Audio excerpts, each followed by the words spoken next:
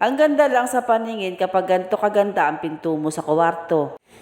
At dahil nga madami akong napapanood sa mga mami na nagdi-DIY ng mga pinto nila sa kwarto, kaya naman gumaya na rin ako. Noong nakaraan pala, ang nilagyan ko ng wood sticker ay yung aming main door. O diba main door, ang lakas makayaman.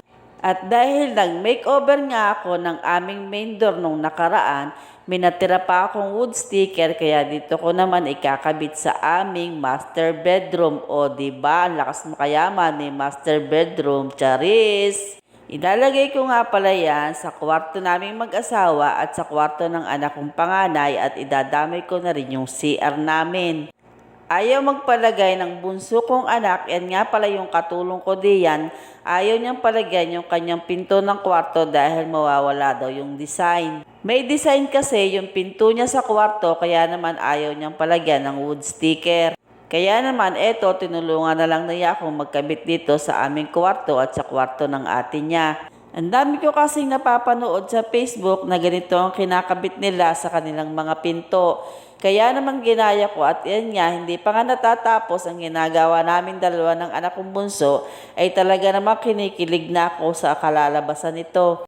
Dahil nga maganda yung kinalabasan ng aming main door, kaya naman inulit ko dito sa aming kwarto at sa kwarto ng anak ko. Mabuti na lang at ng araw na yan ay walang pasok ang anak kong bunso, kaya naman nakatulong ko dito sa pagkakabit nga ng sticker na ito. Dahil kung ako lang mag-isa ang gagawa niyan ay paniguradong kulang ang isang araw, dahil napakahirap naman talaga palang magkabit ng sticker. Lalo't hindi pantay-pantay ang pagkakabitan mo, talaga magbabubbles at aabutin ka ng inis. Sa mga oras na nga palang yan ay medyo napapagalitan ko na ang anak kong bunso dahil naman lagi ngang may bubbles. O diba, ako ang nagdidikit, anak ko ang pinagagalitan ko, charis. Talaga namang mas mahirap talaga pag may katulong ka kapag nagkakabit, dahil talagang sisisihin mo yung katulong mo. Pero kung ikaw lang mag-isa, wala kang masisisi, alangan naman sisihin mo sarili mo. Pwede rin naman sisihin mo sarili mo. Medyo struggle nga ang pagkakabit namin dyan sa pinto niya, dahil hindi nga kinis yung pinto namin yan. Medyo magaspang, kaya naman nagbabubbles talaga siya. Nakailang ulit tanggal kami diyan bago namin narating ang pinakababa.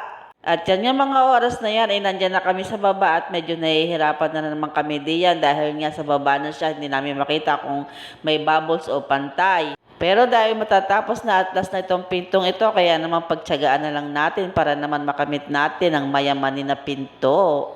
Nagkamali pa nga ako ng pagdidikit dyan dahil mas maganda pala talaga ang merong line na black. Ayan nga't medyo natatagalan kami dyan sa part ng pinakababa dahil talaga namang napakahirap ikat. Ang hirap ding alisin ng bubbles dahil nga mga nakadapa na kami. Ano ba? Timot, patuwad-tuwad na nga lang kami diyan para lamay kabit namin ng maganda at maganda ang kalabasan. Eto nga, tapos na kaming sumamba. Charot. Tapos na nga pala kami dyan sa mga puntong iyan, at ito na ang kinalabasan ng aming dalawang pinto. O diba, ang lakas makayaman. And this is for today's video, at kung hindi ka pa nakapalo sa page ko, papalo naman, pa-like and pa-share na rin. Salamat sa nanood. God bless. Bye-bye.